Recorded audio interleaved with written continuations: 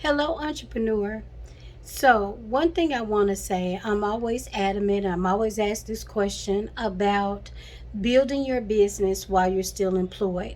And yes, you can do both. I have nothing against people stepping out on faith. Anytime you decide to own a business, it's going to be faith. Whether you are not working or whether you're stepping out, it's faith. You have to put some money into it. And putting money and spending money and not sure if you're going to get it back is a scary thing. It can be something as simple as being a makeup artist and buying some makeup, something you do anyway, but you buy extra or different. It is always intimidating.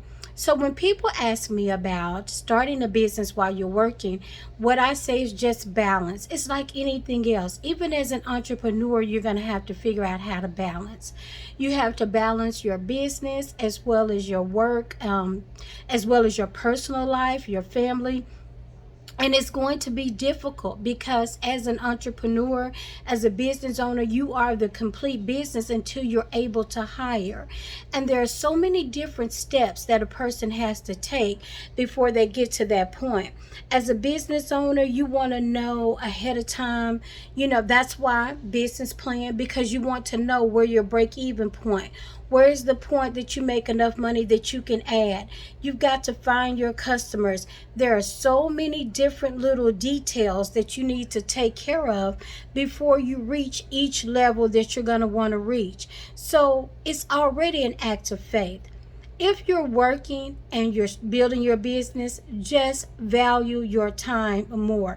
Change your time. Change the people that you allow to have time.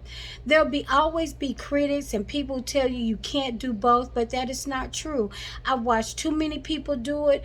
I'm doing it, and I know that it can be done. It's just a matter of where you spend your energy and how well you plan your day. You'll find that you can't entertain everything that you used to. And the more you're building your business, the more you'll realize that you don't want to entertain because you're moving forward and you're moving toward purpose. So you don't want to entertain all of the nonsense that you were. You don't have time to carry people's problems or whatever it is that they deal with. You're going to have to use your time and energy for you and your family, because after all, this is a legacy. This is something you want to leave someone, so you want to make sure that you are putting your very best into it. It can be done, but it's all a balancing act. Remember too, as you are building your business while you're working, I think it's so important that you take photographs. And what I mean by photographs, I mean mental photographs of everything that you are learning. Because while you're on a job, there are so many little things that you're able to look at, to view, and to see, and to implement, and to do. One of the things that I did from level to level in business is that I watched, and I was under different leadership. I've been under different management.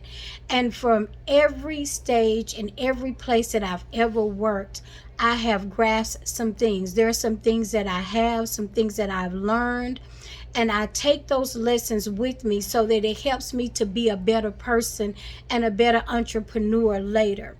Those are the things that are invaluable. So hopefully you're a person who can learn on the job. Think about it. When you get ready to start your business, don't clear out everything you've learned. Think about the places that you worked. Think about the things that worked for the employees and the things that didn't. The way that the company ran, whether or not the company had a hard time paying you. One of the greatest benefits of my career is that I have worked in large companies and for government organizations in the city and state. And I've also worked for small companies and mom and pop stores. And I tell people all the time, and when I say mom and pop stores, I mean just private owned companies, whether it be in publishing industry, whether it be in hotel industry, the travel industry. I worked in a CPA's office, at least two or three of them. So I've worked in different industries. And one of the things that I noticed is that in the smaller companies, you could always tell the tension that would surround payday. because a lot of times they didn't want to release the money, or they were worried about the capital, or sometimes it was poor planning, poor budgeting. A lot of them did not have salary set. The companies where salaries were set and where, it was handled professionally, they tended not to engage and not to be so stressed at payroll time. But other companies where the money was coming out of the account, they didn't have a payroll account.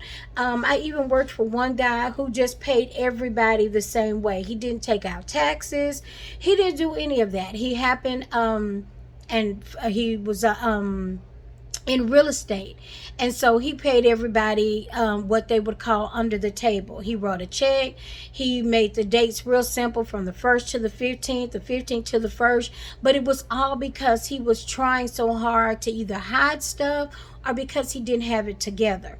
See how I noticed all of those things? As an entrepreneur, it is important. If you haven't started your business, I want you to take you a pen and a pad to your job if you're still working, or just take notes on different companies and see what you notice as an outsider, as an employee, things that you notice to do and things not to do.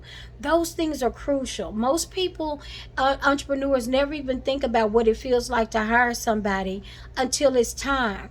And then you try to do it, trying to read a person's mind, trying to read their heart. You can't do business that way. You have to do business like business. Otherwise, it doesn't go anywhere. In other words, if you're hiring somebody, you hire them based on their knowledge. You hire them based on a job. Have you ever written a job description? Have you ever looked at one? If you're still working and you're an entrepreneur, look at your job description and see what it looks like. There are so many little things to think about. So when people say, can you run a business and can you own a business while you're working? I say, yes, you can. And not only that, it will change the way you look at some of the things that you've seen. It's amazing how you can see something one way and your growth and something changes in your life and you're able to see it from a different view. That's what entrepreneurship does. As an employee and you move into entrepreneurship, it changes the way you think about what you have seen, and it helps you to grow. I say it all the time. I'm afraid of people who don't change, people who don't grow, because all of us have room for improvement. It's been your girl, the Queen Bee of Doing Business Better. One way you can do business better is to look at it from a different view. Bye bye.